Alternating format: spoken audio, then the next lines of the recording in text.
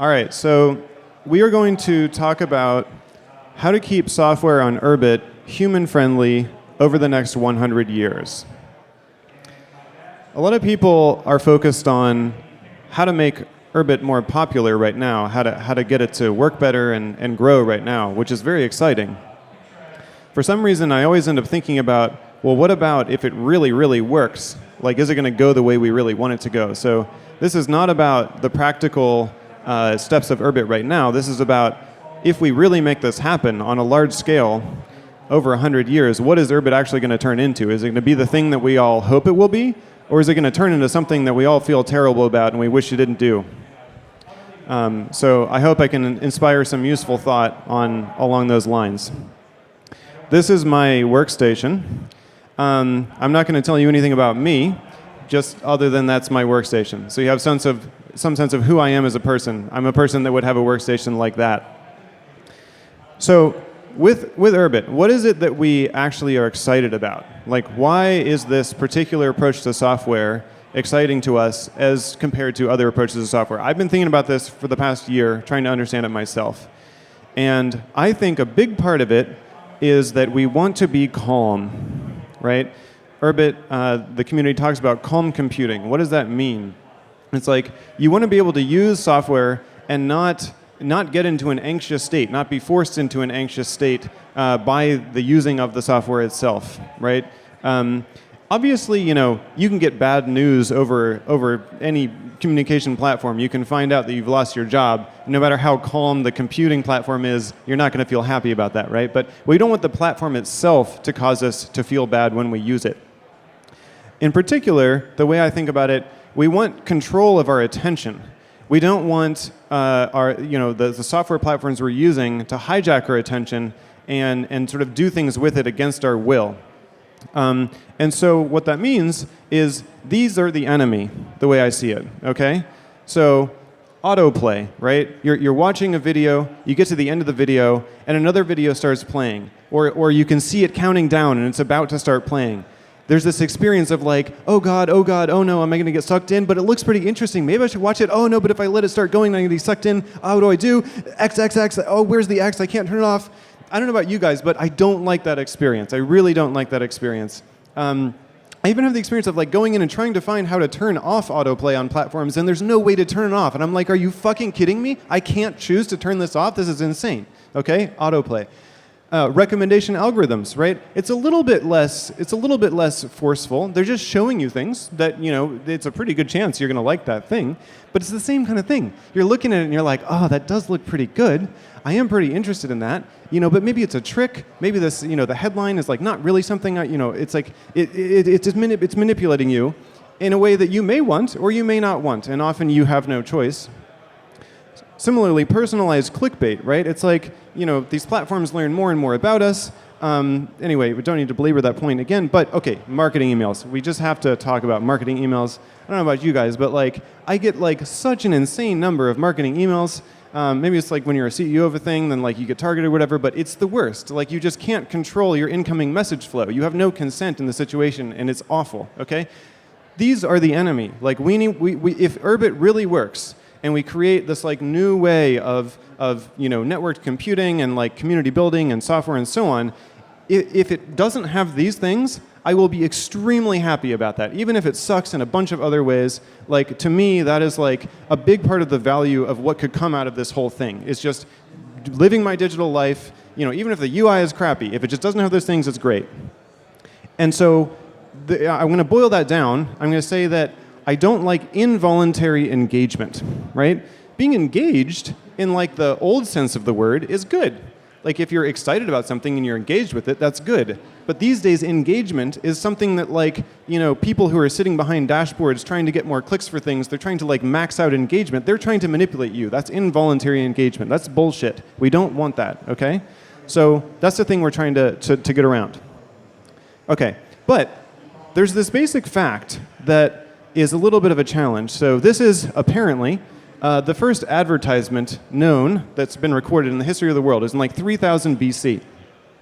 And this was like a thing that was put up somewhere, and it's literally, I don't know what language this is, but it's someone saying, hey, I lost my slave. my slave has gone away, and I'm trying to find this slave. But that's not actually the advertisement. They said, oh, and by the way, if you find the slave, bring them to my tapestry store where I make the best tapestries that will satisfy your every desire, blah, blah, blah. It was like a subterranean advertisement for their tapestry store in 3000 BC. And so I bring this up because there is this need to connect consumers with products and services, right? Advertising plays this function in society. It's not necessarily bad. It can be bad and annoying. Maybe it's done well, it's okay. But there's this basic need that arises in all commercial situations, even back to 3000 BC. Hilariously, that story brought to you by this webpage, which itself was a content marketing piece for an advertising firm. When I Googled to find the oldest advertisement, that's the page I found. You can call them up there if you're interested in their advertising services. But so there is this sort of older technology, right, of the directory, right? Maybe you could connect consumers to products and services with a directory, so we don't need advertisements that are sort of involuntarily putting things in front of you, right? If everyone who sent me a marketing email instead just added themselves to a directory that I could go look at when I wanted their products, that would be fine. So maybe this is the solution. Maybe we need the everything directory so that we can cut out this sort of thing and people can just voluntarily make choices. But the thing is, somehow that doesn't work, right? We had the yellow pages. We could have done that sort of thing on the internet. Somehow that doesn't work. It's that's obviously not as effective from the company point of view at getting people involved. So they believe, the way that they think about it is, your attention needs to be purchasable. Someone needs to be able to spend dollars and directly convert that money into your attention in order to get you to do things. And thus it needs to be farmed, right? Or it can be farmed in order to be sold, right? This is sort of the fundamental dynamic that's at play here. And so because of that, you need to be engaged, right? And that's sort of a thing that I feel like a lot of people at this event who are interested in Urbit, they want to push back against that. They're like, I don't want to be engaged in that way. I want something else. So, I don't know why this slide is here. Okay. Imagine that Urbit gets super, super popular, okay? 100 million users, billion users, lots of people using Urbit. What's going to happen? It's obviously, there are going to be entrepreneurs who are well, let's farm engagement on Urbit, right? There's so much money to be made. There's so many users, such a popular network. We can farm engagement. We can sell that attention to advertisers. We can make lots and lots of money, right? Well, we don't want that, right? That would be a bad outcome. That's something we're trying to avoid. So how does Urbit fix this? So I've been trying to understand how Urbit fixes this, and I admit that there's a bunch of things I probably don't get yet. Maybe people here can enlighten me further, but I'll try to give you my understanding of, on a technical level, how Urbit is trying to fix this. So on the one hand, things are meant to be easier to code, and so it's meant to be that people can have hobbyist software projects that are then used by many, many, many, many people, right? And they don't take a whole team to maintain. So you can have, basically, you just don't need to make nearly as much money producing the software for it to still be worthwhile and to support you to do it. So maybe you can have very different business models, okay? That's cool. I think that is that's a legitimate thing. Another thing is that Urbit software, at least in its current form, is very easy to fork, right? So if somebody makes an app, it gets popular, and they turn it into an engagement farm, and then people are like, this kind of sucks, someone else could make another version of that app, by copying and pasting the code and accessing the same network that's been built and whatever kind of app it is, that just works in a different way, has a different user interface, and doesn't sort of abuse your attention the same way. Right? So that's another possible way that they could work. And then no big data, right? So it's if your actual activities are tracked by your own personal server, then maybe there's just a lot less information that an application in a centralized way would have about you, so it can't manipulate you in the same way. But we'll get to the people in a second. The thing is that we don't know, really, as far as I can tell, the Urbit developers themselves don't know whether these things are really going to solve that problem or not. In particular, I think we don't really know how easy it's going to be to code and operate applications that serve, hundreds of millions of people on Urbit. Like we haven't done that yet. It's going to be a complicated thing, I imagine, in some respects. So maybe you do need larger teams. Maybe you need investment capital. Maybe you need a lot of money. I don't know. Maybe you do, maybe you don't. The so easy to fork point, software in Urbit today is very easy to fork because the people who are building it don't mind it being forked. It's built by people who have an ethos where they're not trying to stop you from forking it. But on a technical level, as far as I understand it, you can and will be able to ship software that is not open source.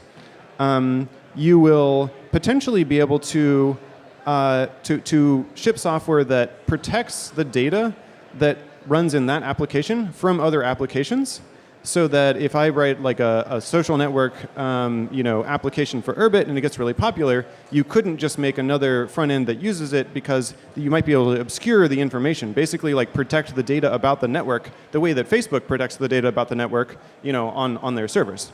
Also, Facebook doesn't just protect that data because they have it. They also have legal agreements with all of their users that say that you can't export that data and go use it in another application. So you can't just make a startup where the business model is like, hey, we're going to take the Facebook social graph and go build some other application using that same existing social graph for legal reasons.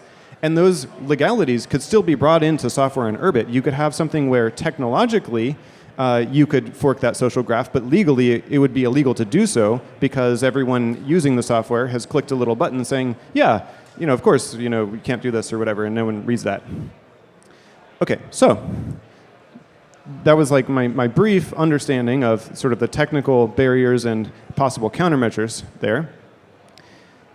Stay with me here. We're going to get to, you'll see how this all comes together. There's another aspect, which is like the people, right? The people here are the people building software in Urbit, and they tend to share this ideal of how we want our computing to be, what we want the experience to be like. So they might just make software that doesn't do this bullshit stuff that I was complaining about before. In fact, I think that they are and will. Okay? So in the short term, that helps solve the problem. But again, we're thinking about what if there's 100 million or a billion users on the Urbit network, and thus huge incentives for other people who don't share that ethos to come in and build software and co-opt it and take it over. Okay? So to boil that all down, I think one interesting question for us to ponder is it true, based on the technical limitations, like could Urbit go away, could Urbit proceed in a way where all of the software in Urbit is software without network effects, where the network effect is just on the network itself, and then there's no network effect for each individual application, because you can always like port your data and like take any given social graph or whatever sort of data and port it to another application. Can we do that or not on a technological level? But then there's also the question of, would it work? Like if Urbit really did, in a hard, strong technical sense, enforce no network effects for any individual application, would that be fine? Would that be a good thing? Or would that itself have negative consequences? So,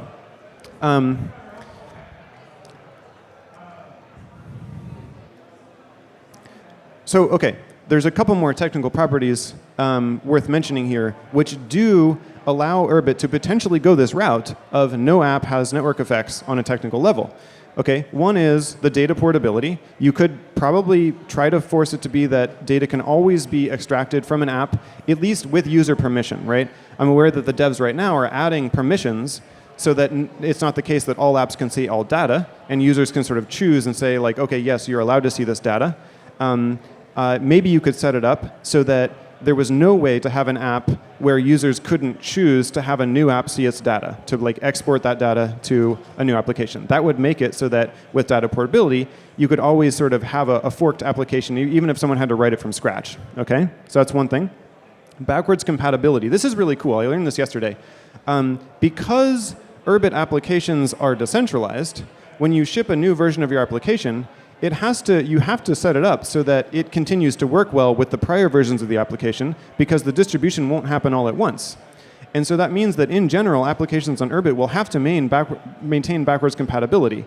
So if someone creates like a forked version of the app that works on one sort of version, and then you ship new versions to try to compete with that, you can't just like sort of stop supporting your old API because you have to support it for past versions of your own client. So that's one cool thing. And then just, if the source is open, obviously that helps, but I think that doesn't have to be the case. So, okay, here's the problem. Venture capitalists, they want 10 years of monopoly profits, as Peter Thiel will tell you, literally, right? This is the thing that they're excited about. They're like, I will give you the money, you'll make the business. If it succeeds, we'll get 10 years of monopoly profits, and we'll all be super rich, right? So now, but where does the monopoly come from? Here's Peter Thiel's slide on characteristics of monopoly. We have proprietary technology, network effects, economies of scale, and branding. Well, if you look at software businesses online, most of them are going for network effects, right? In the case of, if you think about these kinds of applications we're talking about on Urbit, it's probably not going to be a proprietary technology thing. Somebody could re-implement your tool, with their own code. Economies of scale, not really a thing in this case. Branding, maybe branding. I mean, the Urbit community is very into branding, so it could actually be that people just don't want to switch because your brand is so good. But again, if the Urbit users want to not be involuntarily engaged, and you have a great brand, but then you start sort of screwing them over and doing the thing that they didn't want, they'll probably switch to some other thing. So probably not branding. And so really, if a VC is looking at someone building an app on Urbit, I think that they're going to be asking themselves, are they going to be able to generate and maintain a network effect?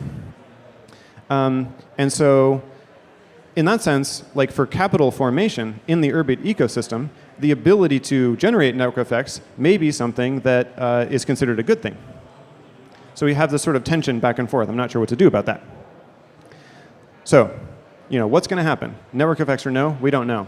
But the way I think about it is again, we have the people in this room who are interested in building software in one way. And then we have people like this, right? So if in this scenario where there's, Urbit is really working, there's 100 million users doing things on Urbit, people like this will show up that are very smart and ambitious, and they want to make a lot of money, right? And this is Mark Zuckerberg when he's young, by the way, in case that was not obvious. And they will try to, build software that VCs will be excited about. And so, okay. And by the way, if you remember, the early version of Facebook, it was awesome. It was not the kind of thing I'm complaining about. It was really nice. It was super fun. It was not manipulating your attention in a particularly bad way. At least I didn't feel that way. And yet, over the course of time, it sort of evolves with sort of the capitalist machine. I'm a capitalist. I like capitalism, but it does messed up things. To where at this point, I took the screenshot the other day. Now Facebook, serving me these crazy ads. This is just so hilarious. It's serving me an ad for a new AI that writes content for you. And the ad is just a video of a guy making a video on his phone in his car. And, and I screenshotted this one because he's saying, I love that, Jasper will pretty much just do the rest and fill in what I'm thinking. He's saying I love, now when I'm writing a blog post, I just get a few ideas down and then the AI just fills in the rest. And I just feel anyway, this shit's just going crazy. But yeah, Facebook is now not the thing that we wanted. So I'm basically here to challenge you guys and say, there are these technical reasons why maybe this isn't what's going to happen. But I'm here to remind you that people like this are going to show up and ask you the question, are you sure? Are you sure Urbit is going to produce software without network effects? Or are the people like this going to find a way on the technical level to do it, even though that's not what your tooling is meant for? Because that's the thing that's going to make a lot of money, or that's the current trend. That's the current way to think about making a lot of money, and people are going to continue want to do that with software. So if Urbit is a nice software platform that's easier to develop, a bunch of kinds of software, people will use it to do this thing that we're not excited about, is my claim. Or they'll try to. Okay, but these are the kinds of people we want building software on Urbit, right? And so you might say okay, maybe those other things will happen, but we'll have people like this, and they'll build software, and we'll just use that. And it doesn't matter if there's other bullshits happening, because we can just use, it's an open thing. There's lots of different applications. We'll just use the ones that are like this. So I don't know who that is, by the way, but picture from the last assembly. You get the idea. So let me take you through a thought experiment here. Imagine you're that guy, whoever that was, and you make a piece of software in Urbit, and the chart of users looks like this over the course of time. It's really successful. Tons of people are using it. Everyone's happy. And you charge them with like an ethical business model. They pay you, a fee to install it or a fee to use it over the course of time. You don't manipulate their attention. Your revenue goes like this. You're super happy. They're super happy. This is what we want, right? This is the happy case. And let's say that this chart, let's say this lasts 20 years, right? So it's 20 years from the time you started that project, and it's like, man, you're famous in the Urbit community, and like everything's great. And you're like, all right, I think I don't want to maintain this software anymore. Okay, I understand, like, maybe software in Urbit doesn't have to be maintained, but whatever. It's like, I want to move on from this project. I want to basically hand this business off to someone else, because it would be a business. Okay? The question is, well, who do you sell it to? And then further on down the line, who do they sell it to? And what do those people want to do with it over the course of time, right? It's like, if you look at like the interests that were controlling Facebook at the very beginning versus now, it changes a lot. And, in this, with like this kind of scenario, with this kind of person, maybe it changes more slowly, but it will change. Like the intent that someone has at the beginning of a project is almost never the same. There's a succession problem in every software project over the course of time. Even Urbit itself, I'm sure, the people running it, it continues to evolve over the course of time. So my point here is, that was a long setup for what we're really getting to, which is how can software on Urbit make a commitment to its users, or software developers on Urbit make a commitment to their users about the way that the software is going to work over the course of time, over the long course of time. I think that there's like many different branches we could go down here, like many different ways we could think about trying to create that commitment. So like, let's just pause for a second. Before we get into like the particular idea I want to share with you, I hope that you're on board to this point of the talk, where you're like, okay, that seems like a reasonable thing. We have to worry about that. How is that commitment going to be made? Maybe you end up thinking about one of these other branches that's completely different from the thing I'm about to say, but I want to inspire people to worry about this, because I do think there's a reasonable chance that Urbit will work and scale up, and I do think it's worth thinking about the long term. A lot of people say like, oh, we haven't gotten there, that'd be a great problem to have. That phrase of it'll be a great problem to have. I have personally lived through circumstances where the it will be a great problem to have is happening. Now you have that problem, and you're like, man, it's not as great a problem as I thought it was going to be. It's like, yes, it does mean that we made it far and like we've gotten to this more successful point, but wouldn't it have been cool if we had gotten to this point and didn't have this problem? That would have been a lot better, okay? So the great problem to have thing, I encourage you to, if you hear yourself saying that out loud to yourself or someone else, be like, okay, but could we do it differently and get there and not have that problem? Because that's a lot better, okay? So that's what I'm trying to inspire you to think about with this presentation. Okay, so we're looking at this one possible approach to commitment. Now is where it relates to the thing that I do, which is like building cryptocurrency, a stablecoin platform called Reserve. That's one way to implement this, but you could do it with another platform too. The idea is a commitment currency, okay? So we'll call it, for the sake of this conversation, the friendly dollar, okay? The friendly dollar, the idea with the friendly dollar is this. It's that if you start using an Urbit application and you pay with a payment platform or a currency that's, somehow it's attached to people's Urbit IDs. I don't know how that would work, but I'm sure you guys could figure it out. And that currency or the payment platform, whatever it is, it has like principles baked into it of like, you can't bill people for software on Urbit using this platform, this currency, unless your application is following these certain principles. Basically, unless it's not, a toxic engagement farm. We'd have to work out exactly what the principles are, but you get the idea, okay? And so the point here is that when a user signs up and they start paying, they're familiar with this payment platform because they've used it for like 3 other apps that they're also using, and they've sort of gotten the story. Every time they pay, they're paying on this platform, and they're being reminded, oh, right, this application developer is making the promise to me that this software is always going to follow these principles. And so imagine that you launch a piece of software and you grow it to 10 million users. And all along the way, everyone has been paying with this currency that has this strong commitment baked in. And actually, let me back up one step.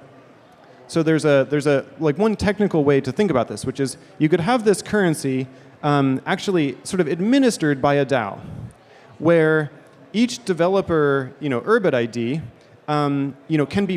can actually be blacklisted if they change their software to the point where it doesn't match these principles.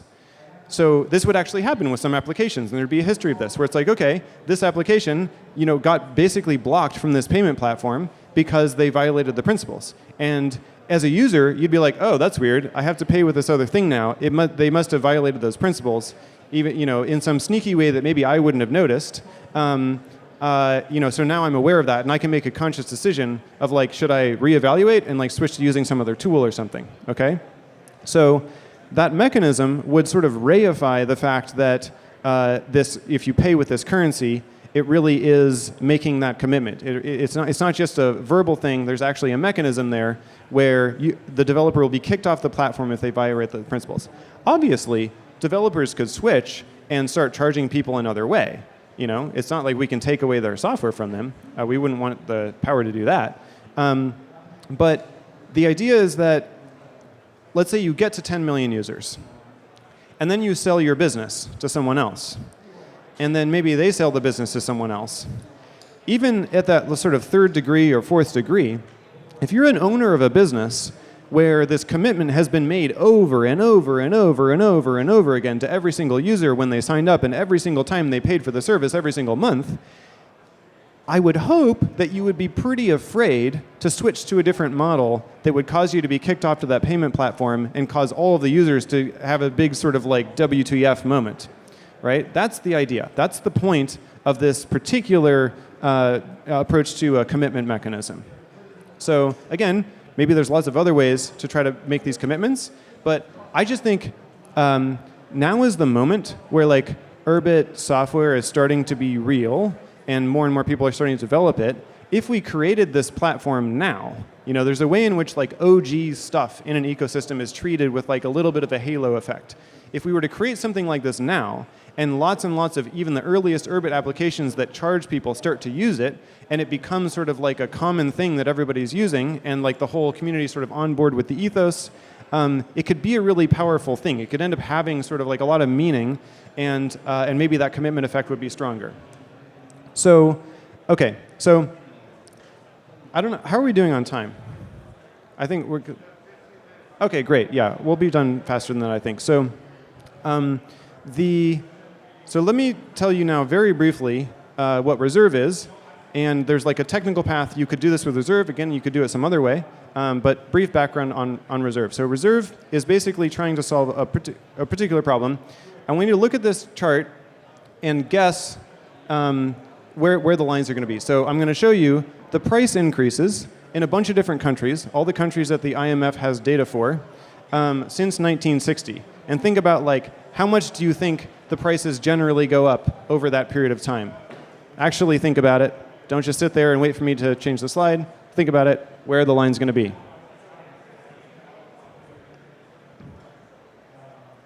All right.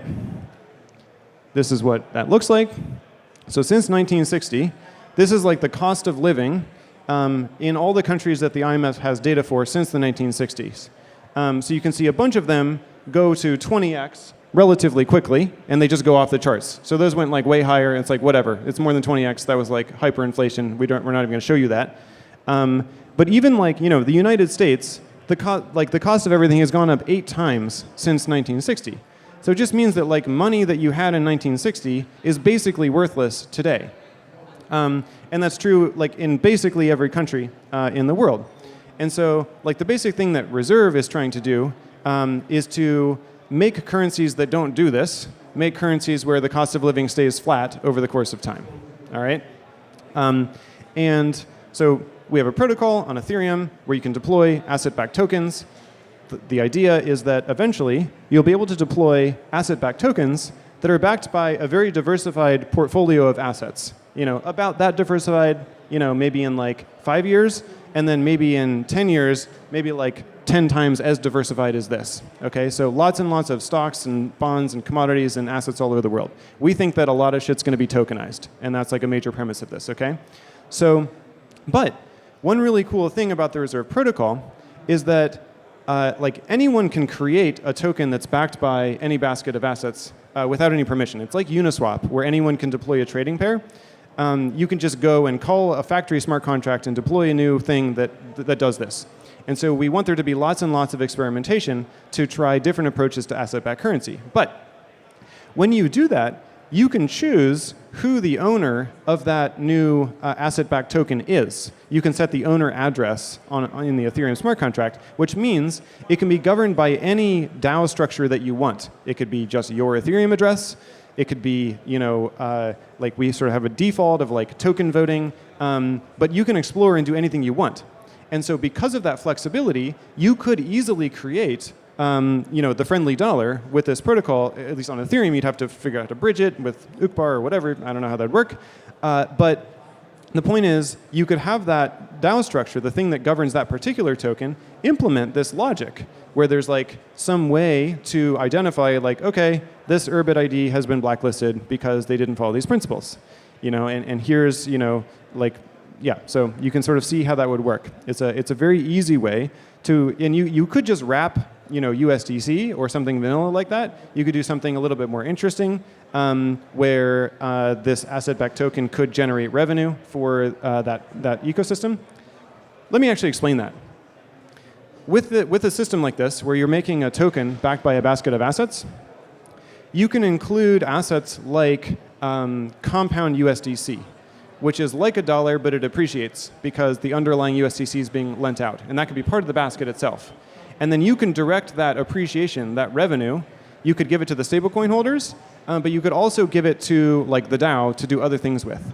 So this payment network that I'm describing, that's kind of a currency, kind of a payment network, it could be its own decentralized business. It could actually generate revenue and be paid for that service of monitoring and seeing, are these developers following these principles or not, and then blacklisting the ones that are not. So I do think this is actually like a very good match. This would be a pretty clean and elegant way to implement this idea if anybody wants to do it. And if anyone wants to do that, we will give them a grant to do that because we think it'd be cool to try this out. So there's no particular dollar amount attached to that, but if anyone wants to build it, come talk to me or anyone from the Reserve team, and we'll give you a grant to do it. That is the end of my presentation. Also, I leave you with this question. Why does Netflix have autoplay? Okay, because if you think about it, you pay your subscription fee for Netflix on like a monthly basis, regardless of how much you watch. So it doesn't feel to me like they should need me to binge. It feels like they should need me to just watch it however much I want to. And yet, okay, someone has the answer. He has the answer. Why? But why do they want you to watch it more? If you watch it more, you don't pay more. You somehow become more addicted? You guys are shouting the answer with no microphone. Can someone give these folks in the back a microphone so they can answer the question of why Netflix has autoplay? Now they're saying they don't have the answer, but now we're going to put them on the spot and force them to speculate about why Netflix has autoplay. We have 5 minutes to solve this. It's because they want to get you addicted. Well, right, but like, it's already addicting without autoplay. No, it's because number must go up. Because someone's salary depends on the amount of time that you spend on Netflix. That ultimately is Peter's But why fault. is that? Why would you attach? Because as Netflix, wouldn't you want your customers to be as happy as possible with the service? You need 10 years of monopoly returns, and if those numbers don't keep going up, that's not going to happen. I know, but like as a Netflix user, it's like they should want me to love Netflix. If you binge too much, you end up hating Netflix. But they can't quantify how much you love Netflix. Yeah, that's a good point. Maybe that's the reason why. Anyway, it's fucked up. You're also kidding yourself if you think that there's never going to be ads that happen in between there. So they're conditioning you to have the binge lifestyle. All right. Those ads are going to be thrown in eventually. All right. Don't worry about it. That's a good idea, too. All right. Thank you very much. Please take this seriously. Check out reserve.org if you want to know more about our project.